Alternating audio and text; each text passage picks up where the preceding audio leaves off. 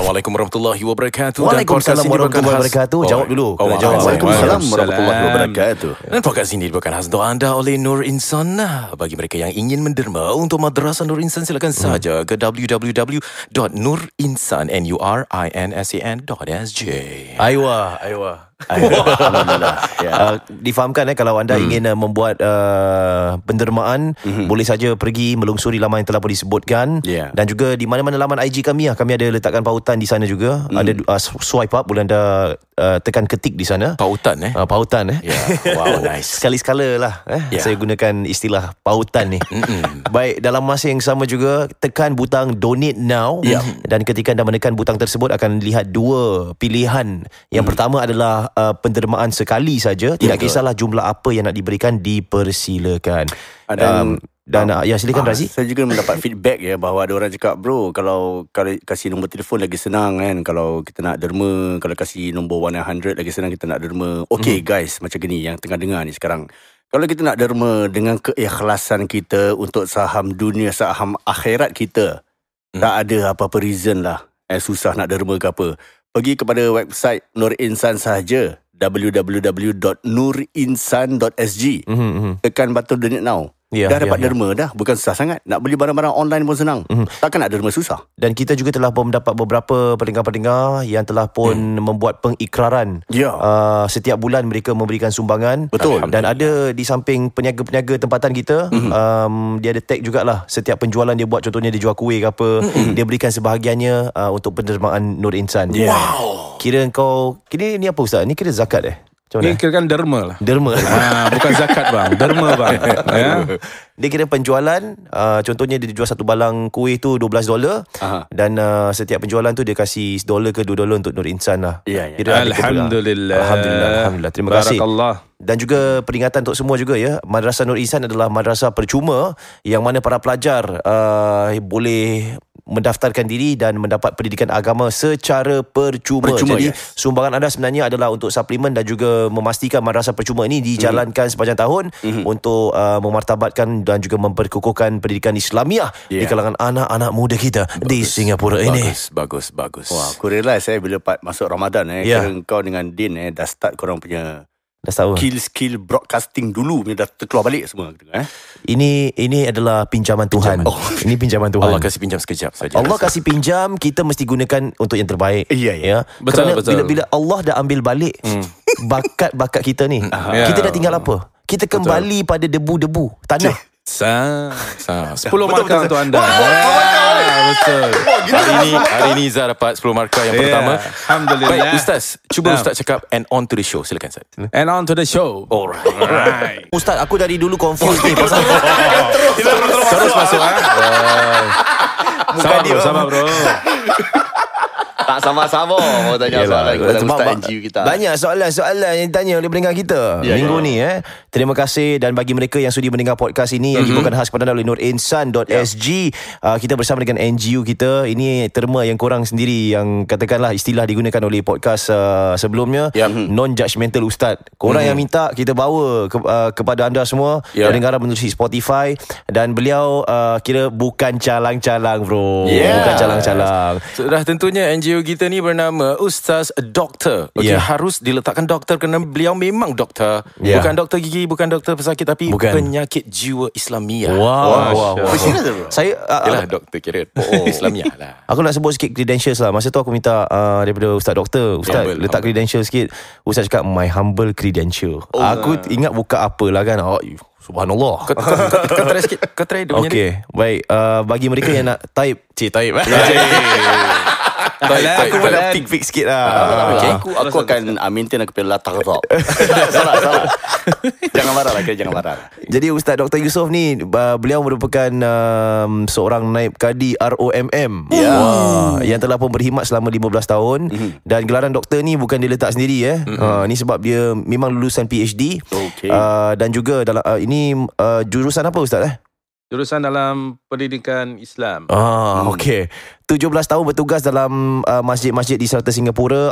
Antara jawatan yang pernah Ustaz Dr. sandang ni, dia pernah jadi pengurus masjid, imam eksekutif, eksekutif dakwah, mudir madrasah, mudir tadika, pengurus perbadanan derma. Dan kini beliau merupakan seorang pengarah eksekutif bagi Nur Insan. Dan bukan itu saja, ingat habis, belum lagi. Ada lagi. Telah pun dikatakan seorang naib kadi ROMM telah berkhidmat selama 15 tahun. Juga seorang hakam Mahkamah Syariah Singapura selama 3 tahun. Ni kira judge Ustaz Bukan. Habis? Hakam ni... Ustaz dekat dengan mikrofon Ustaz. Sorry. Sorry. Hakam ni sebagai orang yang kata putus lah untuk perceraian. Kira Ustaz mengahwinkan dan menceraikan. Saya. Allah. Kalau boleh jangan bercerai lah. Sah. Beliau juga seorang kaunselor belia dewasa, kaunselor perkahwinan. Kira Avengers semua combine into one lah. Ustaz pun Thanos juga. Ustaz juga Thanos. Dan setiap minggu anda boleh bertanya kepada Ustaz Dr. Yusof apa je persoalan berkaitan agama, dan insyaAllah beliau akan menjawab sedaya upaya mungkin dalam podcast mingguan kami ni. Yang mana berhemah, tapi dalam masa yang sama kalau ada soalan-soalan yang anda rasa susah nak tanya saja. Tanya je. No problem. Tanya je bro. Tak ada orang cakap halangan. Jangan nak orang fikir nak tanya ke tak nak. Mungkin soalan bodoh. Tak ada soalan bodoh lah. Pada aku macam tak ada istilah soalan bodoh tu. Betul. Tanya je. Betul. Mari kita buka langsung page. Mari. Sejauh ini dapat lebih daripada 100 pertanyaan. Mari. Kepelbagaian. Antara yang paling tular ni Ustaz adalah berkenaan dengan orang kata tu satu program yang diberikan nama sebagai Bersamamu, yang mana dia telah pun tular with mixed reaction. Tapi saya nak sentuh nanti. Aku nak simpan topik ni nanti. Kita buka dengan takkan terus buka heavy kan. Dia kena buka ringan-ringan dulu. Aku ada satu soalan juga ni. Silakan. Macam mana Din? Kau nak tanya dulu ke aku tanya dulu? Kau tanya dulu lah. Okey, aku tanya dulu. Aku tanya soalan susah-susahnya. Ini pendengar podcast ni nak minta pandangan Ustaz lah. Silakan. Ada seorang wanita ni tengah dalam proses perceraian. Masih dalam pergaduhan ataupun tengah cold relationship lah dekat rumah. Jadi suami dia ni nak ceraikan si isteri ni lah. Yang kasih saya soalan ni si isteri ni. Jadi sekarang ni si isteri ni sedang mengandung. Mengandung 4 bulan Ustaz. Jadi dia suruh saya tanya kepada Ustaz Dr. Yusof Said NJU Singapura. Boleh tak kalau seseorang wanita tu sedang mengandung, boleh tak dia diceraikan? Silakan Ustaz dengan pandangan Ustaz. Alhamdulillah. Amin ya rabbal alamin. Nampak. Nak cakap-cakap je lah. Tak payah nampak. Minta knowledge. Tak dapat. Silakan, tafadhal Ustaz. Baik, bismillahirrahmanirrahim. Kira aku jawab ke apa? Silakan. Jangan. Ahlan. Bismillahirrahmanirrahim. Assalamualaikum warahmatullahi wabarakatuh. Waalaikumsalam. Waalaikumsalam. Apa khabar semua? Baik Ustaz. Baik. Semua sihat ya? Sihat. Alhamdulillah. Ustaz, mulut kat mic Ustaz. Okey. Orang tak dengar, takut tak jelas. Okey, sorry tak apa Ustaz. Baik. Ini ada satu hadis Rasulullah sallallahu alaihi wasallam. Ini katakan kisah seorang Ibnu Umar radhiyallahu anhu menalak isterinya dalam kondisi dalam keadaan haid. Orang kata haid ni tak mengandung pun. Tapi dengarkan hadisnya dulu ya. Kemudian dalam hadis ini itu Umar bin Khattab radhiyallahu bapanya kepada Ibnu Umar bertanya kepada Rasulullah sallallahu alaihi wasallam dari Ibnu Umar radhiyallahu bahawa ia pernah menalak isterinya dalam keadaan haid. Menolak Ustaz? Menalak. Menalak ya. Menalak. Jangan melalak semua. Jok Ustaz. Kira semua ketawa lah. Teruskan. Silakan doktor. Ya. Menalak isterinya dalam keadaan haid. Kemudian Umar bin Khattab radhiyallahu menceritakan kepada kejadian ini tersebut kepada Nabi Muhammad sallallahu alaihi wasallam. Lantas beliau pun berkata kepada Umar bin Khattab radhiyallahu, perintah kepada dia itu Ibnu Umar radhiyallahu anhu untuk kembali kepada isterinya. Baru kemudian talaklah dia dalam keadaan suci atau hamil. Berarti dah suci daripada haid ataupun setelah hamil melahirkan anak baru talakkan dia. Baru kita ceraikan dia lah ya. Berdasarkan dia tersebut menceritakan itu isteri sedang hamil tu diperbolehkan dalam syariat Islam. Justru yang dilarang ialah menceraikan isteri yang dalam keadaan haid atau datang bulan. Jadi hadis ini ia membolehkan menalakkan isterinya tu dalam hamil. Dalam hamil. Ya. Bagi anda yang berniat untuk melangkah ke jenjang perceraian, anda perlu memahami syarat perceraian dalam Islam. Jadi maksudnya kalau suami dia, aku ceraikan kau dengan talak satu kepada isteri yang sedang haid, kan? Kira tak sah gitu. Kira kan tak sah. Oh, tak jadi lah tu dia punya talak tu tak jadi. Tidak jadi. Betul. Ya, jadi haruslah lepas dia habis daripada haid baru dibolehkan. I see. Apa kebijaksanaan di sebalik langkah seperti ni, Ustaz? Ada tak macam kira the genius behind it lah? Kenapa dilakukan sedemikian? Okey, kerana bila dia adalah satu tanggungjawab pada suami kepada anak itu untuk menjaga sampai isteri itu melahirkan anak tersebut. Ya. Dan juga hukum talak dan pernikahan ini bukan satu perkara yang bermain-main. Okay. It's very serious. Kerana kalau misalnya hukum talak ini jatuh kepada tangan isteri, saya rasa banyak duda kat jalan raya ni. Betul tak? Jalan raya. Pasal isteri ni emosional. Okay. Dia tak suka suami bayar lambat, aku ceraikan kau. Itu sebab Allah letakkan talak itu di tangan suami. Suami ni ada ketenangan dan juga berfikiran waras. Dia boleh cool. Dia cool. Walaupun isteri tu panas api macam mana pun, suami ni tetap air. Tapi tak tahu kenapa dia ceraikan isterinya tu dalam ketika hamil. Itulah persoalan dia. Dia tak nak tengok baby dia. Mesti ada yang dah sort dah. Ada wire putus ke, langgar wire ke? Tak tahu. Okay. Ustaz, sekalipun macam saya nak berikan sedikit perspektif lah. Mungkin dalam kita tahu apa kan, kenapa dia nak ceraikan. Tapi let's say contohnya isteri dalam keadaan hamil, tapi dia skandal dengan orang lain. Habis suami dapat tangkap, dia dah tak tahan kemarahan dia oleh kerana dikhianati sedemikian. Dia kira macam mati-mati nak ceraikan juga. Walaupun kau hamil, tapi kau skandal, kau salah. Kau takkan aku kena tanggung juga bila kau dah buat salah macam ni. Kira anak tu dia rasa bukan dia punya lah. Mungkin anak tu dia punya, tapi masa dia tengah hamil tu dia pergi skandal dengan orang lain. Contoh lah. Habis kalau kita nak cakap okay, kita kena tanggung dulu sebagai suami. Payah tu, Ustaz. Payah tu kita fikir macam memang aku nak jaga kandungan ni, tapi dalam masa yang sama juga kau dah mengkhianati aku saat kau nak mengkhianati cinta aku. Ada lagu tak ada? Macam mana, Ustaz, dalam situasi macam tu? Okey, gini. Okey. Itu sebab Rasulullah kata sampailah dia melahirkan anak itu. Jadi sekarang ini kita punya ada imbasan cek DNA dan sebagainya. Kita boleh cek daripada anak itu. Adakah dia punya itu pun ataupun tidak. Kalau sekiranya dia dah dapati dia punya skandal dan sebagainya. Ini pendapat saya lah ya. Bukan hukum Islam, pendapat saya. Kalau suami itu tidak boleh, dia beriman untuk mempertahankan kerana anak dia lihat, teruskan juga, alhamdulillah kami mengalu-alukan. Dan sekiranya si isteri dah tak nak lagi, katanya dah melahirkan anak, aku dah tak nak anak kau, dengan kau sekali aku pun tak nak. Si suami cuba pujuk tapi tak boleh juga, maka penceraian lah jalannya keluarnya. Tapi tadi Ustaz pun dah keluarkan hukum lah, kalau dalam keadaan hamil boleh diceraikan lah. Okay. Yang haid tu yang tak boleh. Dalam keadaan haid, kasih dia habiskan dulu, bersihkan, baru dia bolehkan. Dalam segi saintifik, aku tahu kenapa, bro. Dalam keadaan haid tak boleh. Kenapa? Kerana kalau dalam keadaan haid, kita tidak boleh bersatu. Okay. Tapi kalau bukan dalam keadaan haid, kalau tengah bergaduh, tapi apabila kalau kita bersatu, akan berbaik semula, bro. Ya ke? Ini sains apa kau belajar ni? Ini saintifik sendiri pada fikir. Ada kebenaran pada betul. Pada itu yang akhir ni, ideologi pemikiran sekarang ni okay. Bila dia betul kata dia 10 markah untuk dia, betul. Alhamdulillah. Amin ya rabbal alamin. Pasal apa? Bila dah sebab Allah tu kasih dia berfikir dulu. Berfikir dulu. Mungkin dah baik, mungkin terlanggar, tengah tersendung ke apa kan. Jam masuk bilik yuk. Sampai jatuh handphone. Handphone tak jatuh, masya-Allah. Begitulah. Itu boleh berlaku. Jadi dia berbaik pula.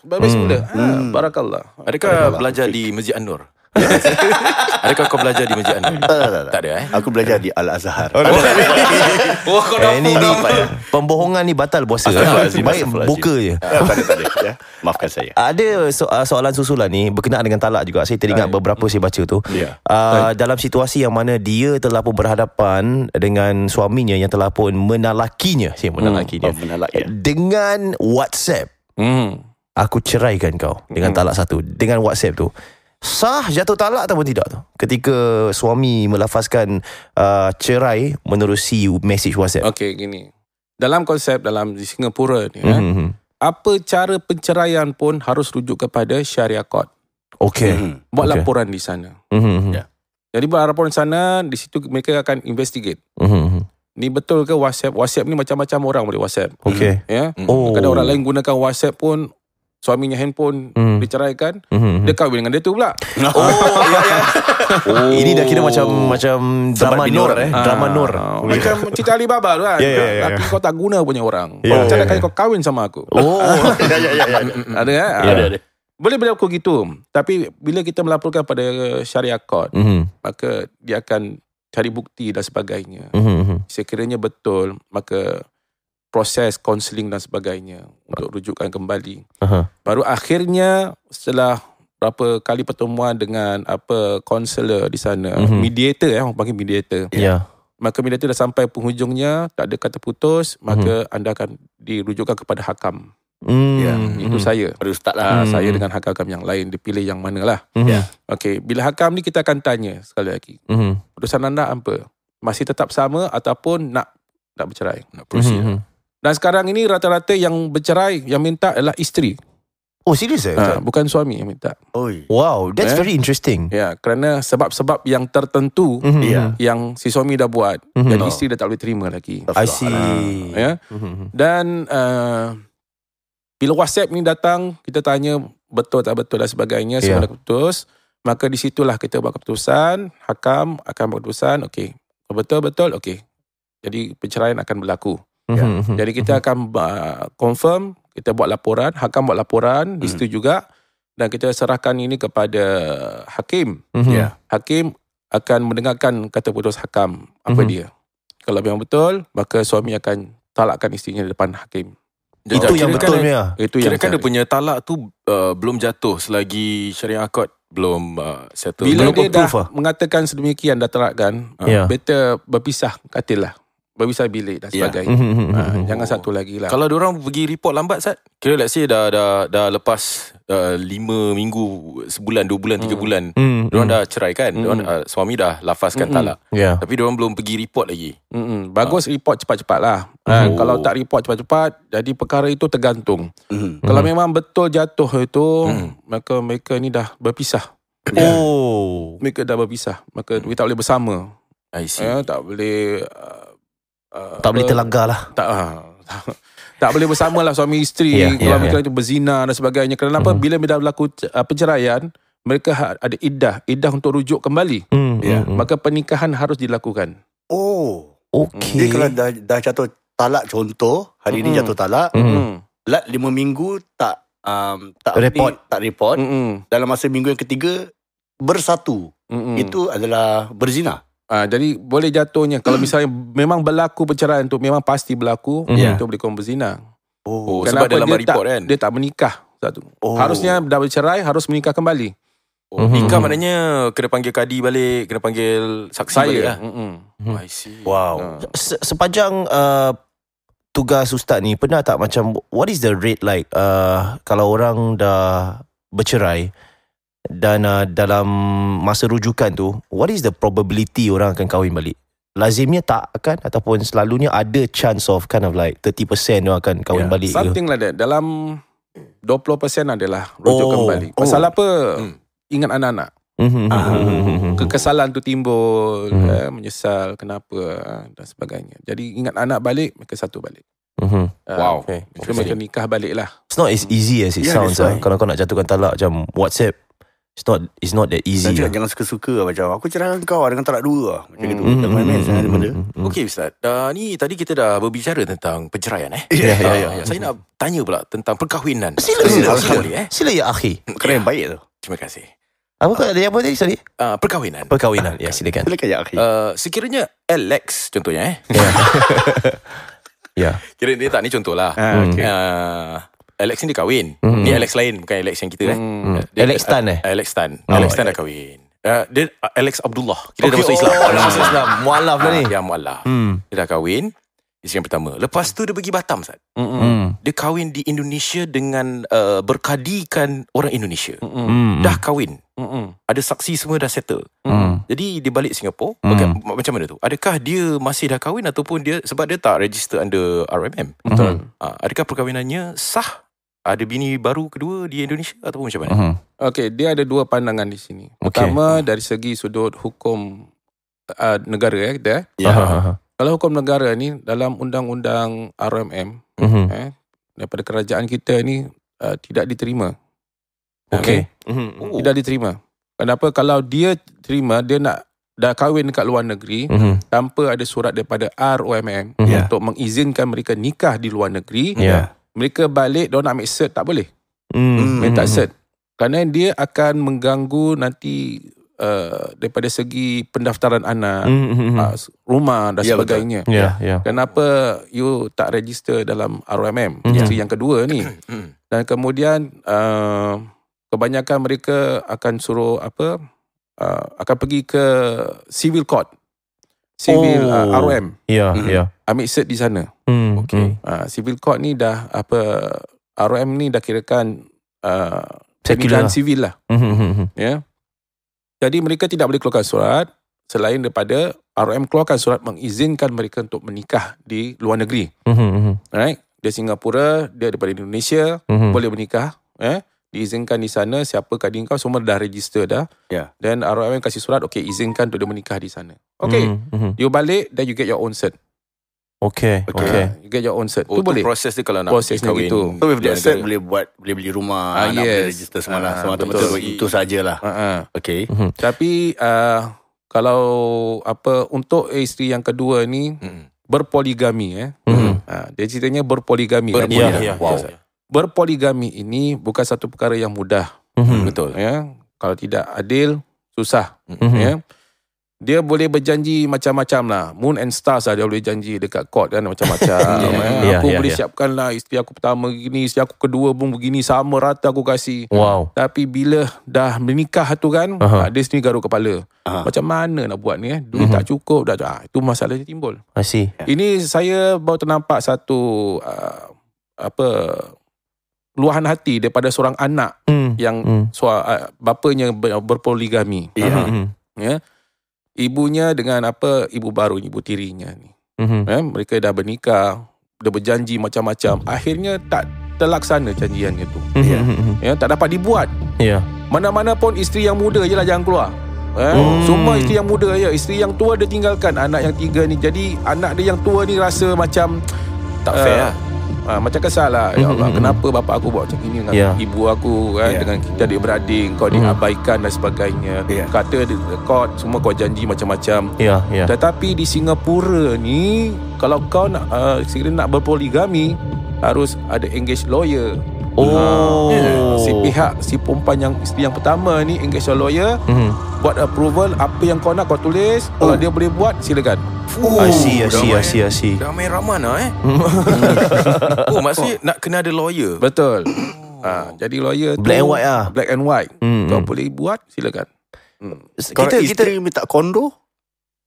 Ya, Abi dah tulis, dah lawyer. Kau kena kasih apa? Harus adil lah. Harus adil. Isteri pun jangan ikut perasaan. Jadi yang isteri lawyer tu kan lawyer kena check dia punya financial status, tengok macam mana mampu ke tak gitu. Okey, tadi berbalik kepada tadi tu, dia dah kahwin kat Indonesia kan. Dia tak register RMM. Lepas tu dia dah meniduri isteri nombor 2 dia. Meniduri. Oh, banyak. Kira banyak kali lagu biduri. Kira sebab enak kan, enak. Jadi bagaimana tu? Jadi itu tak kira itu dia tak kira berzina lah. Kira dah okey. Itu macam mana? Macam mana? Itu daripada segi pandangan yang kedua. Ikut syariat Islam. Sekiranya syarat rukun nikah tu ada beberapa perkara. Pertama, adanya pasangan suami isteri. keduanya ada wali, kemudian ada saksi, 2 saksi, dan insyaAllah dia dah boleh untuk menikah. I see. Tapi mengikut law law Singapore tu negara. Even in ROMM ni, dia punya law ni sama dengan Indonesia, Malaysia, Brunei, Thailand, Filipina, in Asia ni kita sama semua. It's all connected. Rukunnya sama. So you mesti ada ni baru boleh menikah. Yang selalunya gini ni semua under table. Yang kita khawatirkan tu. Kadi under table Kadi under table. Berapa buat bayar saya? Nak tahu. Tak adalah. Banyak soalan kau tanya Berhajat. Something missing. Tak ada. Ustaz ada kontak Kadi ada table ni. Ustaz, saya nak tanya sesuatu. Dalam Singapura ni, ada tak orang kahwin 4, Ustaz? Singapura konteks Singapura. Kita tahu Malaysia ada Salih Yaakob lah. Ya. Dia kahwin 4. Ustaz Azhar Idros? Dia 4 dah? 4 dah? Kalau kat Singapura ada orang kahwin 4, Ustaz? Ke Ustaz tak boleh bilang? So far saya tak dengar lah. Belum ada lagi Belum lagi. Tapi kita selalu dimomokkan dengan bila kita cakap pasal poligami it's always a negative story lah. And then dia orang cakap tak payahlah benda ni, dia menyusahkan. Tapi dalam pengalaman Ustaz ni, bila Ustaz dah kahwinkan, menceraikan orang, ada tak rumah tangga yang bahagia bila ada 2 ataupun lebih isteri? Ada tak? Ada. Segelintir lah? Ada segelintir lah. Okey, sifat manusia ni terutama isteri ni, sifat kecemburuan tu ada. Mesti ada lah, Ustaz. Mesti ada. Saya bukan nak melabelkan apa Kalau kita lihat mana-mana isteri yang kita cintai ni, isteri kita pun kita lihat ada kecemburuannya tu. Right? Kita macam antum ni semua kan, artis-artis ni terkenal ni, masyhur kan. Masya Allah. Pinjaman Ustaz, pinjaman duniawi Ustaz. Pak ni duniawi. Aku nak 10 poin. Cakap gitu. Kadang-kadang kita bergambar dan sebagainya. Isteri kadang-kadang cemburu. Banyak kali gaduh. Kau ada? Gaduh. Awas, Instagram ni dah gaduh. Kau lagi Din, kau tu perempuan cakap suara kau sedap. Astagfirullah. Ustaz ada pendengar cakap nak kahwin dengan Din tau. Itu yang saya nak tanya kontak berapa. Tak ada. Mampus. Okey, cemburu boleh. Kemana boleh teruskan.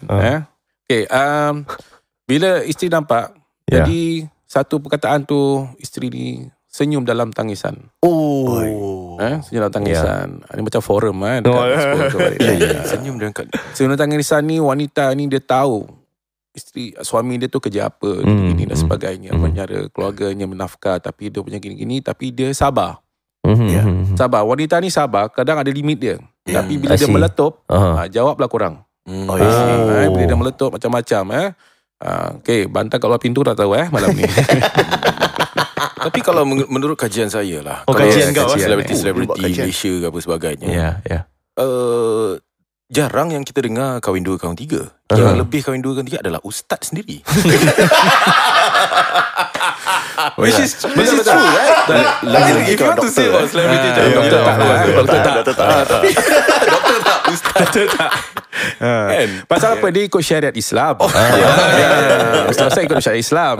Kita bukan nak salahkan ustaz, tapi macam tengok macam ustaz banyak. Ada satu ayat tu Allah berfirman, nikahlah engkau 2, 3 atau 4. Kalau kau tak boleh adil, 1 saja. Allah menggalakkan kita. Nikah hanya 4. Mula daripada 2. Faiku isnain sulasa wa ruba' au ila adil wahid. Kalau tak boleh adil, 1 je. Kalau anda boleh adil, silakan. Tafaddal, ahlan wa sahlan. Okey. Sedap memang dengar. Sini ada satu soalan. Dia terus menjurus. Dia kira soalan ni random quick fire question. Boleh. Dia mungkin akan menjurus ke arah perkahwinan, mungkin tidak. Mungkin berkenaan dengan puasa. Ini adalah antara lain, ini adalah penulis tersohor di Singapura ni. Dia seringkali aktif dalam drama-drama di serata Singapura lah. Dia ada buat show-show dan sebagainya. Memang nak seni ni. Zulfadli Rashid. Kau bilang Okey. Seorang guru sekolah. Ya, dia katakan di sini, Ustaz, seandainya, ini saya kasih contoh lah, bukan saya bikin katanya. Saya berikan contoh sebab kawan pernah bilang. Dia tahu benda ni salah. Tapi let's say ada satu member ni, dia tahu benda ni salah dan dia menang judi. termenang judi habis dapat duit kepul-kepul Ustaz. Memang salah ni kan, haram kita tahu judi. Tapi dah dapat let's say 50,000 dalam tangan. Boleh buat apa Ustaz dengan duit tu? Boleh kasih saya.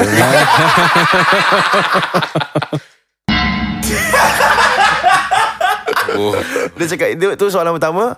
Kedua, duit riba boleh pakai untuk apa?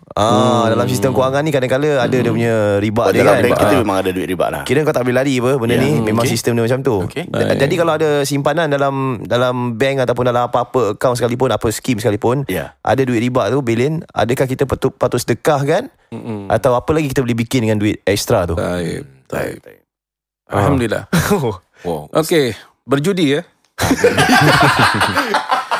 Kira-kira lah cakap lah main nombor ke apa kan, sekali terkena 50,000 tak sengaja kan, kira tak sengaja tak sengaja sekali kena najak mental. Dia tak sengaja beratur. Not judgmental. So tak sengaja terkena pula. Alamak, nak buat apa duit ni 50,000 duk. Nak buat apa 50,000. Takkan nak bercuti dan sebagainya. Apa yang dah buat? Okey lah, kita buatlah apa yang patut untuk apa. Kirakan renovation, bukan renovation rumah lah jangan kirakanlah kita berikanlah wang itu kepada Nur Insan Islam ke. Jangan Nur Islam tu. Contoh boleh tak kalau 50,000 tu kasih kat Nur Insan? Question lah actually. Okay, kiranya dia derma, nak sedekah. Tapi dia tak bilang ustaz tau. Dia tak bilang okey. Dia tak bilang okey. Tapi kalau bilang contoh Ustaz ni saya ada temenang duit judi Ustaz. Nur Insan ambil lah 50,000 untuk pembinaan ke apa. Kita tak terima lah. Tak ambil. Takut duk Asyik. budak-budak kat situ belajar madrasah kan. Belajar agama. Selewing pula. Tadi soalan kali satu apa bro tadi? Duit riba. So that 50,000 apa untuk pembangunan, Untuklah kita bagilah yang bukan Islam lah. Untuk charity lah, charity kasih orang. Charity. Open table kan. kasih budak-budak makan ke tak boleh Charity lah. Charity bukan yang bukan Islam. Bukan Okey Islam. lah. Tapi at the first place macam mana boleh terkena bro? Aku tahu. Kalau beli nombor niat dah ada bro. tak, ataupun dia tengah main judi, dia menang, lepas tu dia insaf bro. Mungkin macam tak tahu. Tak Kira Tuhan menjentik hati dia. Hidayah datang waktu tu. ya. Dah ada 50,000. Macam mana? Husnuzon lah. Husnuzon. Saya tak tahu. Kita ingat yang baik je, InsyaAllah. Jadi yang Ustaz explain tadi, sama implikasinya dengan duit riba tu. Okey. Duit riba ni tu makanya kita ada bayar zakat. Zakat harta. Zakat harta ni mensucikan harta anda. Itu slogan daripada Muiz tu. Jadi bayar zakat harta kita, riba semua bersih. Itu sebab kita keluar bayar zakat harta. Kalau zakat fitrah pun termasuk juga. Zakat fitrah tak bang? Zakat fitrah sebab kalau macam dia punya duit dia tak kena haul apa? Tak Haul itu apa? Haul ini dah level-level. Tak lah, maksudnya mungkin tahun ni berapa haulnya? 4,000 lebih. 5,000 lebih. Kalau maksudnya harta kau dah 4,000 lebih, minimum harta sum kau lah. minimum sum selama setahun kau dapat pegang tu 4,000 lebih ke atas, jadi kau kena bayar zakat tu. I see, Okay, tapi kalau macam gitu dia tak sampai, tapi duit riba tu ada dalam tu. Macam duit riba masih ada lagi kat dalam tu. Macam nak cuci. Kau nak cuci bila next punya tahun depan kita nak bayar zakat harta. Itu dia membersihkan lah semua. I see. Okay. Jadi haul itu artinya 1 tahun. Okay. Haul tu berartinya 1 tahun. Simpanan dalam tangan kita ni ada duit itu dalam tangan. Kalau duit dah dalam tangan, bukan kita tak boleh keluarkan zakat lagi. Okay. Jadi duit dalam tangan kita baru kita keluarkan zakat harta. Contoh kalau macam dekat rumah kita ada peti. Kita ada 100,000 lah dekat dalam tak kacau. Wow. Rumah kau ada? Ini contoh bro. Contoh. Pasal aku tak akan ada 100,000 bro. Ini semua duniawi. Aku tak akan simpan duit sebanyak itu. Jadi kalau dah setahun kita kena zakatkan 100,000 tu lah Ustaz. Betul. Jadi Nur Insan pun boleh bayar zakat harta semua boleh lah dekat alam. Boleh, betul. Boleh Kami mengalu-alukan pada masyarakat Islam kita ni, kalau boleh silalah membayar zakat harta anda kepada Nur Insan pun boleh. 2.5% Ustaz? 2.5% betul. Start kira sekarang anda semua harus bayar zakat kepada Nur Insan yang tiga-tiga ni. Boleh. InsyaAllah. Telefon saya ke rumah anda. Terus telefon saya ke rumah anda untuk buat perhitungan. Kalau anda berhitung, saya hitungkan. Kalau 250,000 Ustaz, saya punya dah lebih kurang gitulah. Kira-kira berapa? InsyaAllah. 2.5% of 250,000. Alah, baru 6,250. Ya, baru 6,000. Terima kasih lah Nur Insan. InsyaAllah. Alhamdulillah. Sentuh berkenaan dengan riba ni mungkin something ada kena-mengena. Lagipun kita dalam bulan Ramadan. Dan antara soalan yang sebenarnya ramai nak tanya, kita tengok ni antara kegembiraan dan kemeriahan bulan Ramadan ni adalah bazar-bazar dan juga berjualan. Orang kita suka meniaga. Apa-apalah, home based cooking lah, dia buat macam makut tingkat lah, hipster food lah.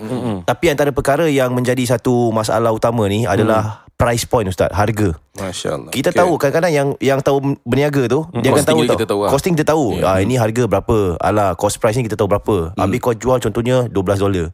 Yang tengah hangat ni baru-baru ini berkenaan dengan lobster roll $19. Lobster roll tu $119. Kalau orang Malaysia datang sini, kira kau kali 3 lah. Ya, correct. Satu lobster roll dia $60 lah. RM60 lah. Kau makan lobster roll tu. Mahal. Jadi selalunya penggerai-penggerai akan mengatakan, ini untuk cover cost sewa mahal. Ya, jadi berbalik kepada kita nak tengok dalam Islam tu, dalam kita berniaga ni, actually maximum profit kita boleh ambil macam mana? Contohnya macam mana kita nak makan harga ke apa kan? Bukan apa, sebab kita pun ada berniaga. Macam contohnya merchandising, kita jual t-shirt ni semua kan, cost price kita tahu. Kita boleh markup sampai berapa, Ustaz? Okey, gini. Soalan yang baik, Alhamdulillah. Pasal kita tengok pun dalam Facebook pun banyak isu-isu yang timbul pasal apa tu, lobster makanan, kita makan lobster ni is high end yang makanan ni. Saya tengok dunia feedback pun kadang-kadang orang kata kalau tak mampu jangan beli. Tak mampu jangan beli. Kalau tak nak buat sendiri pun boleh kan. Jadi puas lah buat sendiri. Okey, dalam Islam ini Islam ni kita namanya jualan, penjualan. Kalau kata riba, makanan tak boleh diribakan.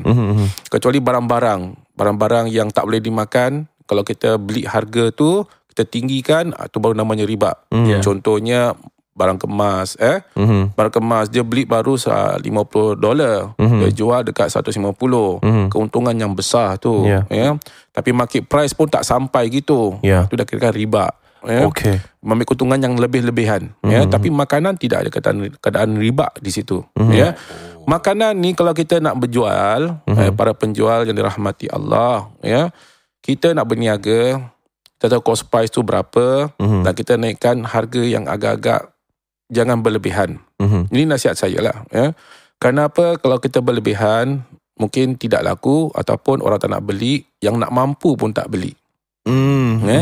Yang tak mampu nak beli pun susah, nak rasa pun dan kita tak menggalakkan untuk meninggikan harganya. Cakap cover cost tu, kalau kita dengar berita mereka dah turunkan harga sewa berbandingan tahun lepas. Sewa gerai makan tu cecah $45,000. Sebulan untuk 30 hari tu. Untuk 30 hari. Jadi sekarang ni Alhamdulillah $15,000 diturunkan harganya, insyaAllah. Jadi kalau kita berjual dengan dengan ikhlas untuk menikmati juadah Ramadan, untuk membuka puasa dengan makanan yang dihidangkan, nak barakahnya itu, insyaAllah jual harga yang berpatutan. Nak dapat barakah nak keberkahan tu, biar sikit tapi keberkahan tu Allah tak kasih sekarang, mungkin lepas Ramadan, mungkin lepas raya, Allah akan balas lebih banyak. Mungkin Allah akan bukakan dia cawangan yang lain. Allah tunjukkan dia jalan. Ini selain daripada kita nak keberkahan tu bulan Ramadan. Kemampuan. Jadi orang yang tak mampu nak rasa lobster tu, apa binatang ni? Ni binatang apa ni? Nak rasa ni? Apa rasanya? Jadi nak rasa juga yang tak mampu. Okeylah, dia pun beli, rasa Alhamdulillah. Dia cakap, sedap lah, Alhamdulillah. Dapat berkahnya tu, keberkahan tu. Saya nak tanya, kalau lobster roll $19 kita jual, habis setiap kali satu lobster roll kita jual $6, kita sebagai penggerai kita bagi Nur Insan. Pahala tu siapa dapat?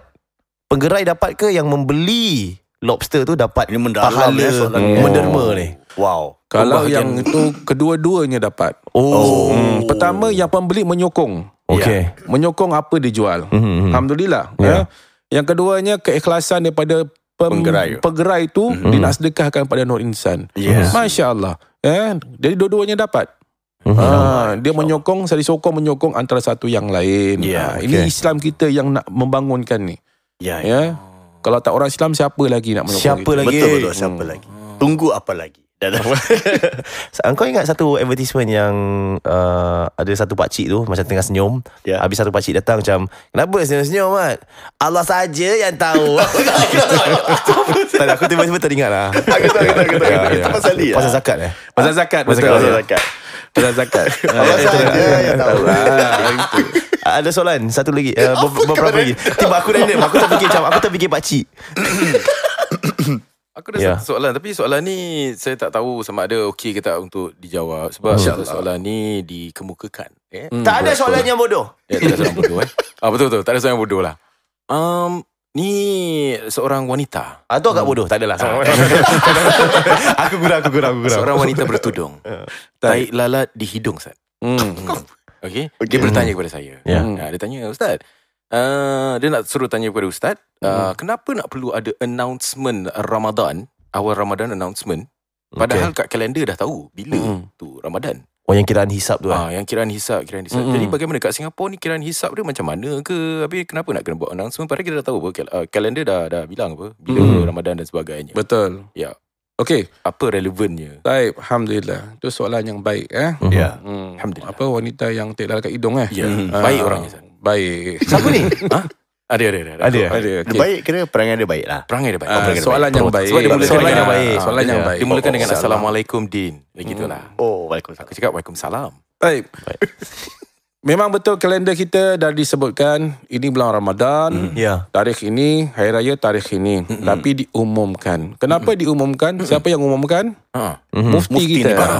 Sahibus Sahama kita, Al-Fadil Dr. Ustaz Fatris Bakara. Handsome orang. Masya-Allah. Alhamdulillah. Kenapa? Kerana kita Islam ni dia ikut hisab, perhitungan nak berpuasa. Hisab mana ya Ustaz? Hisab tu perhitungan. Perhitungan. Kalau dia nak pastikan ini masuk bulan Ramadan, mereka akan teropong dulu. Teropong siapa? Teropong anak bulan. Anak orang. Bukan anak orang bang.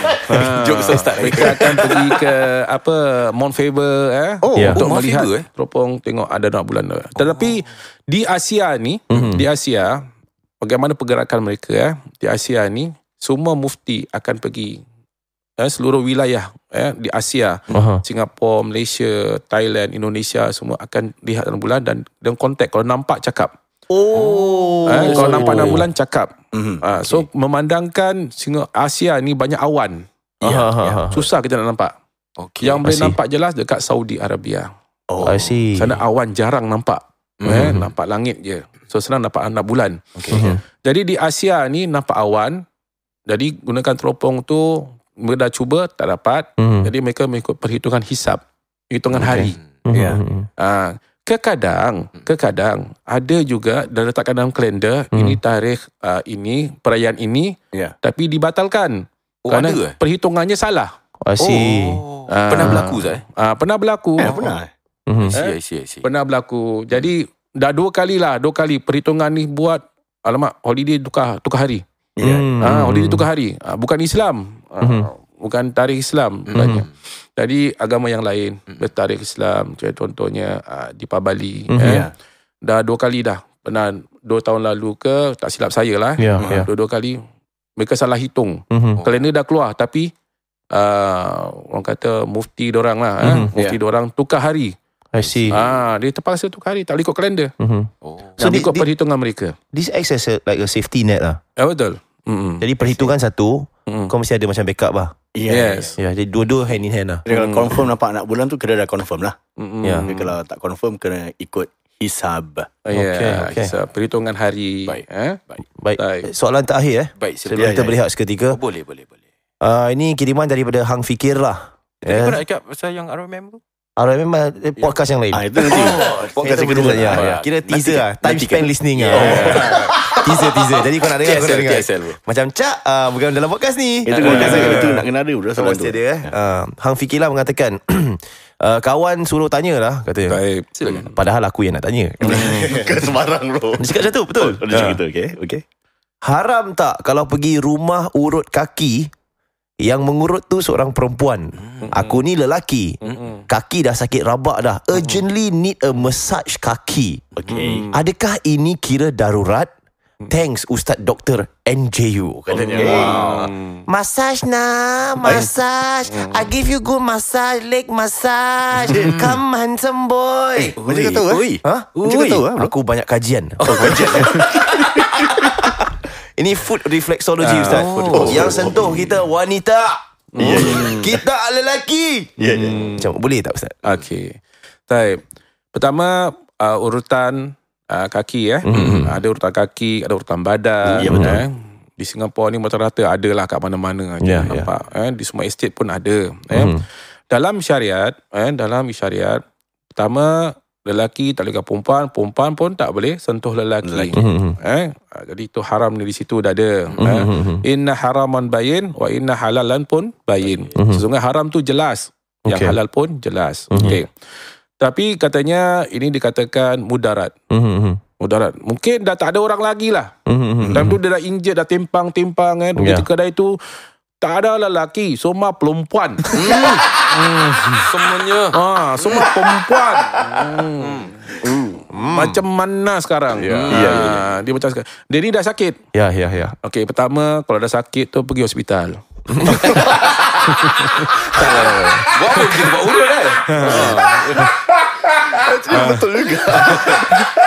Okay, you got a point. Ada point baik. 10 points for you, Ustaz. Saya pun dapat point juga. Saya kasi 10 points. Mungkin mungkin dia terpelecok, pergi x-ray dulu ke, tengok apa.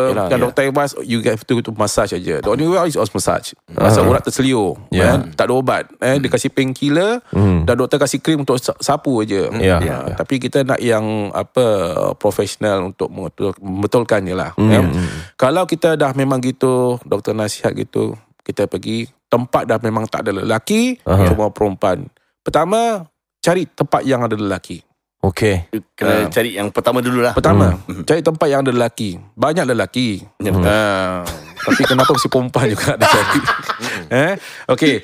Tapi kalau misalnya dah satu Singapura tak ada lelaki, tak tahulah lelaki dah balik kampung ke, nak raya ke, tak tahulah kan. Contoh, tinggal perempuan aja ni. Itu mudarat nama je. Mudarat boleh kan. Kalau mudarat dibolehkan. Bukan kerana sakitnya, dah memang tak ada lelaki, boleh. Okey. Jadi itu tak ada masalah. Ini kita sama macam makan khinzir dekat dalam hutan lah. Ada makanan kan. Betul. Kau nak main Kau tahu lah. Betul. Example tu aku belajar juga. Example tu, kalau kau tak makan kira kau mati lah. Baru kau boleh lah. Itu betul kan, Ustaz? Betul. At that level lah. Tapi bapak aku cakap apa tau bro? Apa? Makan kalau dah darurat boleh, tapi jangan sampai sampai kenyang. Jangan sampai kenyang. Jangan sampai kenyang. Sedap siapa babi ni. Tak boleh lah kan. Tak boleh Nak dia panggang kan, panggang-panggang dulu. Taruh minyak-minyak dulu kan. Sedap. Aku kira terperasan panggang Jadi setakat syarat untuk mengalas perut sudah. Itu baru darurat, namanya darurat. Bukan menyedapkan. Menyedapkan tu dah tak boleh lah. Itu hukumnya haram. Jadi kalau gini dia boleh lah. Boleh kalau tak ada mesus yang lelaki. Mesus yang lelaki dah satu Singapura cari dah tak ada, boleh. Okey. Satu Singapura. Satu Singapura tau. Kena cari Itu namanya darurat. Kalau dia kasih yang $50 ekstra macam mana? Itu kau jawab sendiri lah. Jawab. Baik, terima kasih Ustaz Taib. Kau dah taib. Kita berehat seketika dalam ruangan ini, dalam podcast nombor 1 Ramadan version bersama dengan Nur Insan dan juga Ustaz Dr. Yusof bersama dengan kami. Kita berehat seketika, kembali sebentar saja nanti. Jangan ke mana-mana.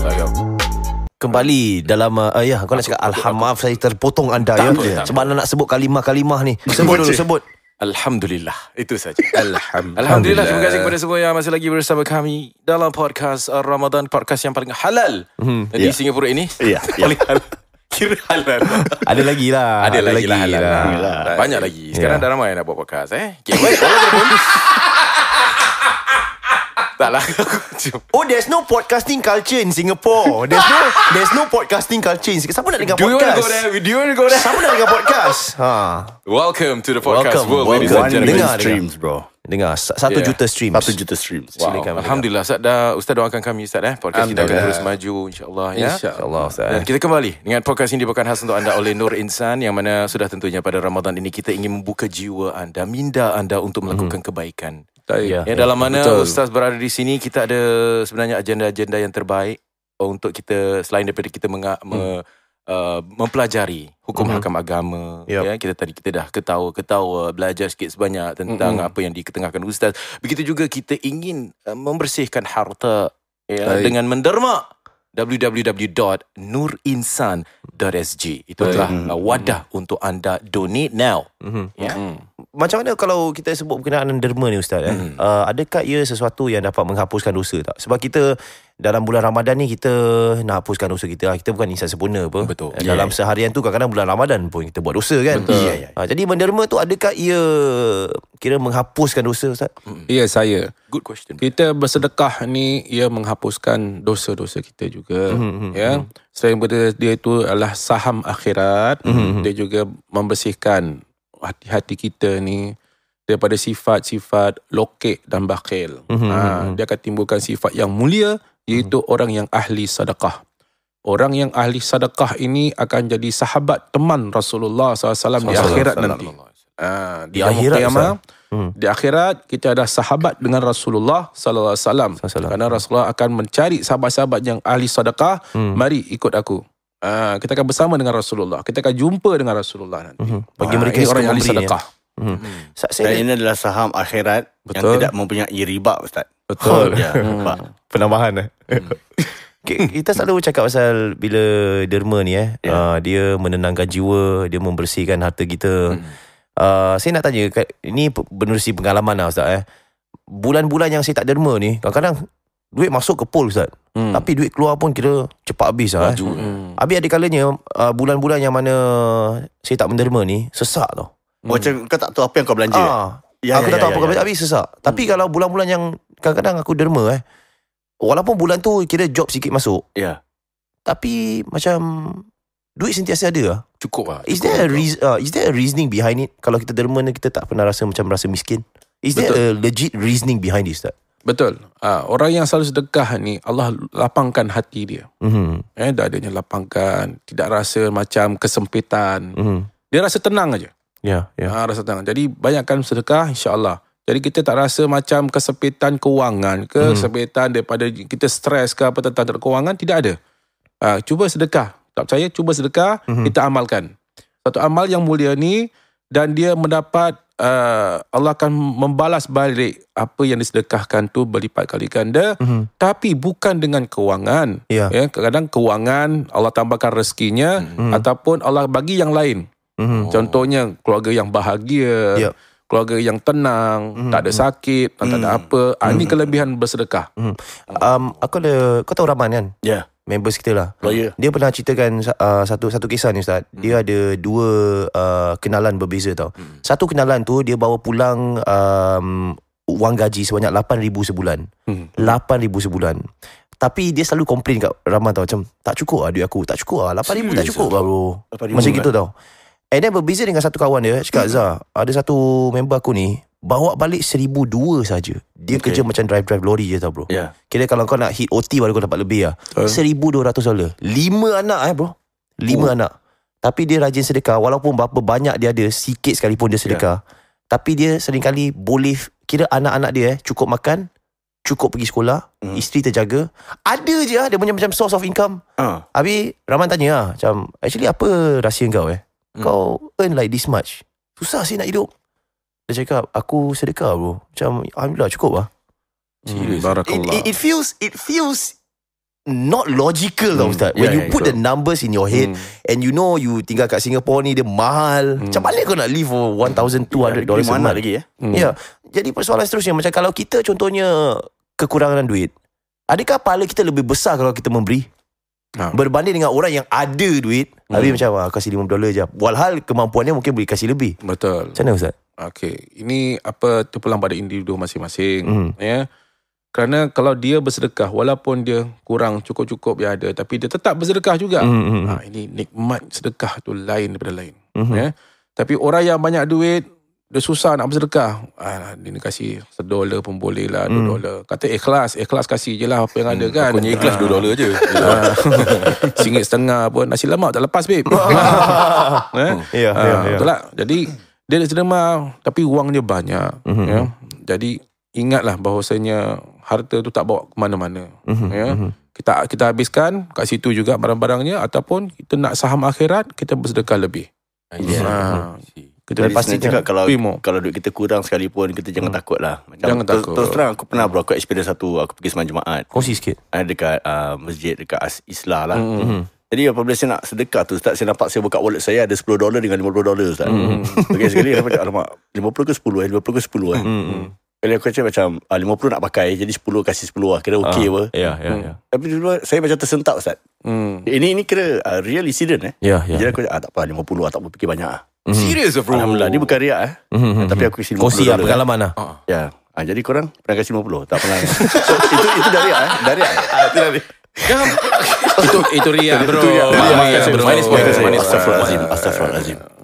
Okay, jadi real incident aku kasih $50. Then after that lepas solat, malam tu saya dapat wedding job Ustaz. Masya Allah. Dia call aku last minute. Dia cakap bro, next weekend urgent lah bro, DJ aku tak dapat make it. Kau boleh bikin tak bro? Bikin bro. Harga kita bro.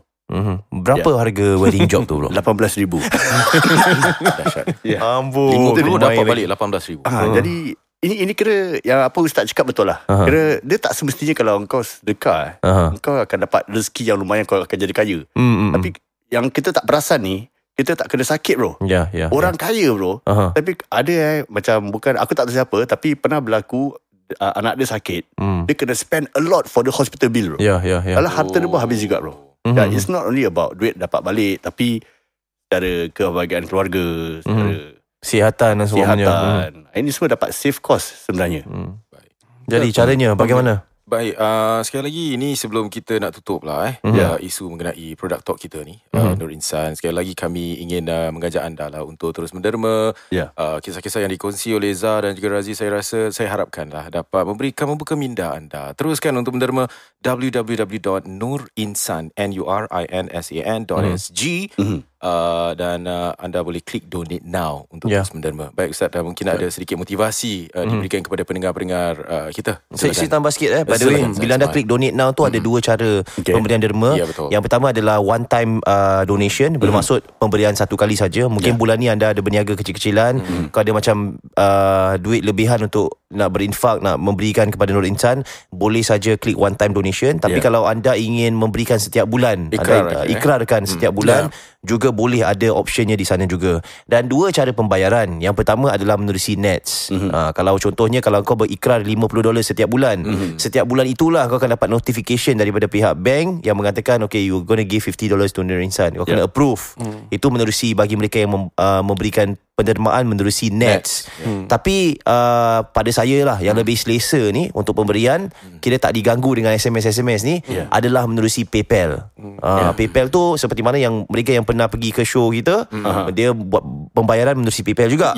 Jadi senang saja, buat account dekat PayPal, anda boleh mengikrarkan sejumlah dolar dekat sana, dan setiap bulan dia akan salurkan dan tidak mengganggu anda dengan notifikasi-notifikasi setiap bulan lah. Itu bagi pemberian. Dua cara, Nets dan juga PayPal. Boleh cuba buka www.nurinsan.sg, nurinsan.sg untuk memberikan pendermaan anda. Langsung. Kita ada lebih kurang macam 1 juta yang mendengar ni. Ya, dipersilakan saja. Takkanlah kita tak boleh mencapai matlamat kita untuk Nur Insan. Ayo sama-sama brothers, bloods, clans, everyone hulurkan bantuan anda. Silakan saja Ustaz. Silakan. Alhamdulillah. Motivasi. Motivasi insya-Allah. Pertama saya sebelumnya mengucapkan terima kasih kepada para penderma budiman yang dah mendermakan pada kami. Alhamdulillah. Dan target kami masih belum sampai lagi. Ya, kami target 100,000 untuk coverkan untuk Madrasah Nur Insan. Sedekah ni ada satu amalan jariah. Ya, sedekah ni satu amalan jariah yang mana kami mengalu-alukan. Ada orang yang tak tahu kat mana nak salurkan duit, kat mana nak kena nak sedekah dan sebagainya. Ada orang bingung, kadang-kadang ke sana banyak tabung sini, insya-Allah. Nur Insan adalah satu badan institusi Islam, pendidikan Islam yang memberikan pendidikan agama Islam secara percuma kepada anak-anak fakir miskin. Mereka tak mampu ke madrasah, kita menanggung mereka secara percuma. Mereka belajar secara percuma. Jadi kami perlukan bantuan ataupun hulur tangan dengan tangan pada para pendengar untuk bersedekah tu jariah. Kami sediakan jalur saham akhirat anda di sini. Bukalah akaun untuk saham akhirat ini. InsyaAllah nama anda akan dipanggil nanti ya, bersama dengan sahabat sebagai sahabat Rasulullah sallallahu alaihi wasallam. Manfaatkanlah peluang ini di bulan Ramadan. Kerana bulan Ramadan inilah peluang bulan maghfirah dan bulan rahmah. Ya, supaya anda dapat bersama-sama bersedekah tu jariah kepada Madrasah Nur Insan. Terdiam korang. Ya Rob. Terima kasih. Ini panggilan ni. Baiklah, pada hari ni kita nak main satu permainan. Ya. Sebab dalam kita New game. Susah tak game dia bro? Dia tengoklah macam mana Ustaz nak kasih susah ke tak. Ustaz doktor kasih susah ke tak. Okay. Game ni kita pernah bermain di Expo satu kali. Ya. Dan mendapat sambutan yang agak hangat Wah, tak ada tu. Okay. Kau tak ada masa tu. Okay. Maklumlah orang ada banyak job. Orang fikir Sebab banyak bersedekah bro. Banyak bersedekah. Tak ada kena-mena. Selalu dalam podcast biasa kita bermain game yang tak ada pahala Kira hanya duniawi lah. Teka bunyi ni. Tak ada orang kata tu. Tak ada mana. Betul lah. Game teka bunyi ni tak ada pahala bro. Ya. Kita buat orang ketawa je. Apa kata sekali-sekala kalau orang tengah stres habis dengar kita, habis dia orang tu gembira, kita dapat pahala. Betul juga kan? Dapat. Terlupa pula aku. Boleh dapat. Kita gembirakan orang pun dapat pahala kan. Okay, baik. Okay, ni pahala dia lebih sikit dah. Ya, okay. Kita nak cuba saya tahu Ustaz ada suara sedap ni. Ustaz doktor suara sedap. Bila dia mengaji lah. Tak adalah sedapnya. Kita akan cuba teka surah yang dibaca oleh Ustaz. Serius bro? Serius. Tapi juz amma je Ustaz. Kalau ada Al-Baqarah tu payah Ustaz. Teka surah nombor berapa ni? Payah. Jadi kita ambil yang simple-simple saja. Dan kita akan cuba Teka surah susah. Teka surah mestilah susah. Mestilah. Okay. Nak buat pahala senang. Jadi kita akan OAP Asum. Caranya senang OAP Asum. Siapa mula dulu? Siapa teka dulu? Siapa teka dulu. Lepas tu kau akan diberikan peluang untuk teka dahulu. Kalau kau tak boleh, dia akan buka kepada kita dua. Yang lain dulu untuk merampas mata tu daripada kau. Kalau kau tak boleh teka lah. Jadi kita buat urutan dahulu antara kita bertiga. Kita aku tak nak main. Okay. Cuba lah. Aku takut. OAP Asum. OAP Asum. Aku dulu Scissors, paper, stone. Aku third. Kau third Okay. Aku akan curi korang punya mata. Okay, baik. Saya dulu Ustaz. Sila Ustaz. Qul huwallah. Tak ada lah. Mana boleh gitu? Dia bukan surah Qul huwallah. Tahu kena sebut lah nama. Surah yang susah dia tu. Okay. Google boleh tak? Boleh Google Boleh lah. Nak kena lincah. Okay, 30 saat lah kita. Okay. Ya. Aku timing Okay, baik. Silakan serius. Ni serius. Aku serius. Okay. Baik, silakan Ustaz. Baik, dengarkan ayat ini Takut siap. Dengarlah. A'udzu billahi minasyaitonir rajim. Bismillahirrahmanirrahim. Dekat mic Ustaz Baik. Okay. Wala sawfa yu'tika rabbuka fatarda. Sila ulang sekali lagi Ustaz. Sekali lagi Ustaz. Dah start Ya, tahu. Wala sawfa yu'tika rabbuka fatarda. Surah Al-Ghashiyah. Salah. Allah. Okay, aku nak ambil boleh? Okay, ambil. Kau tahu Din? Surah Ad-Duha. Betul. Ustaz, dia patut lagi susah. Dia Al-Azhar, Ustaz. Dia Aku tak Al-Azhar. nak main ni. Okay. Boleh lah. Aku peringkat sanawi je, kau tahu tak? Okey lah. Okay. Aku peringkat Ukrawi. Tak ada. Okay, dia 1 point lah. Okay, Din kira Ustaz, Din punya bebas. Dia Tak seluruh boleh, 30 juzuk. Aku 30 tak juzuk hafal lah. 30 lah. Okay, dia minta Sama. Dia nyantai. Okay, je sama. Ya. Senang aja. Okay. InsyaAllah. Baik. Badahu a'udzu billahi minasyaitonir rajim. Aku geruk kepala. Dengar. Wala antum abiduna ma a'bud. Alamak, surah apa ni Ini aku biasa baca ni. Al-Kafirun kot. Abidun nama. Al-Kafirun, betul. Aku nak teka Zat. Ini aku dah nak teka Zat. Kira dah. Wah, dia dah Kira dia dah 2 point dah. Dah 2 point Kau lah. gigit any game Razi. Ini makanan je. Tak ada lah. Tak ada lah. Okay. lepas ni Ustaz teka lagu ini. Ustaz nyanyi kita Tak ada. teka. Okay, baik. Ustaz Siap Betul Ustaz. Okey. Bismillah. Al-Ikhlas. Amin. Kau kasi hint Susah Senang sikit je Ustaz ni ya. insyaAllah. Okey, insyaAllah. A'udzu billahi minasyaitonir rajim. Laqad khalaqnal insana fi ahsani taqwim. Familiar lah. Ya Allah.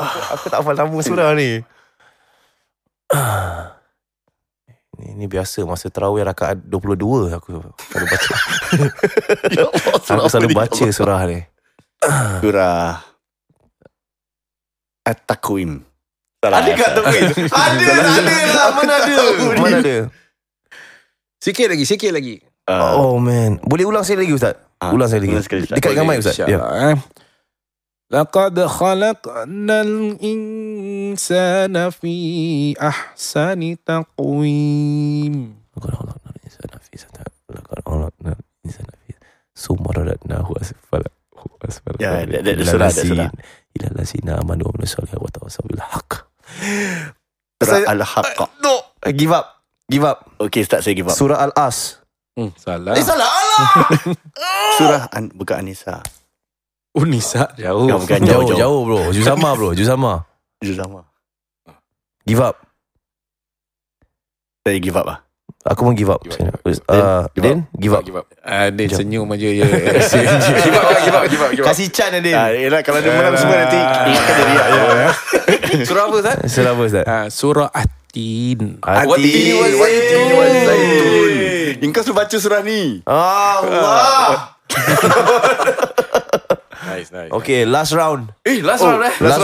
Last round. Okay. Baik. Point dah berapa sekarang? Saya kosong. Aku kosong. Din 2. Okay. Kira aku fight dengan kau lah. Come on. Silakan Ustaz. Baik, a'udzu billahi minasyaitonir rajim. Fasalli li rabbika wanhar. Ini Ina atau Ina? Kau tak tahu? Aku teka ya. Okay, apa? Ustaz, saya teka. Okey, silakan. Surah Al-Kautsar. Betul.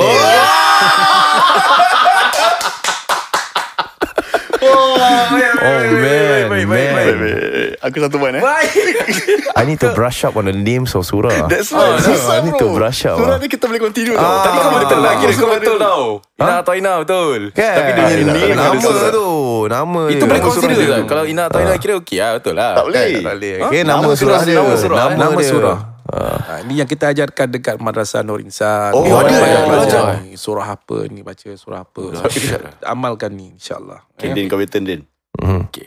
Aku nak kejar kau punya point. Ali Imran Ustaz. Siapa dia nyantai ni? InsyaAllah. Ya, Din.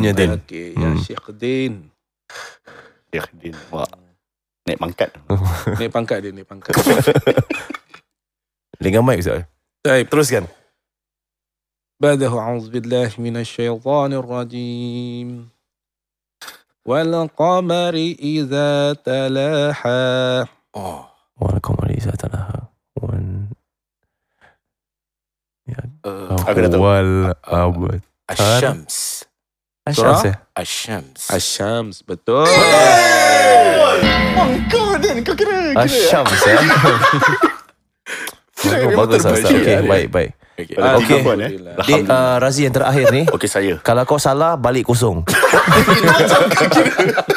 At least ada chance untuk aku seri lah. Okey, aku agree. Okey. Kau kena curi point daripada Razi. Silakan. Siap Ya, alhamdulillah. Ba'dahu a'udzubillahi Macam exam. Bismillah. فَلْيَعْبُدُوا رَبَّ هَذَا الْبَيْتِ. Oh man.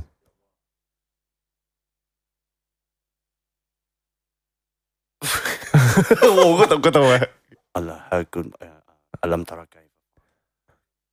Ya ke?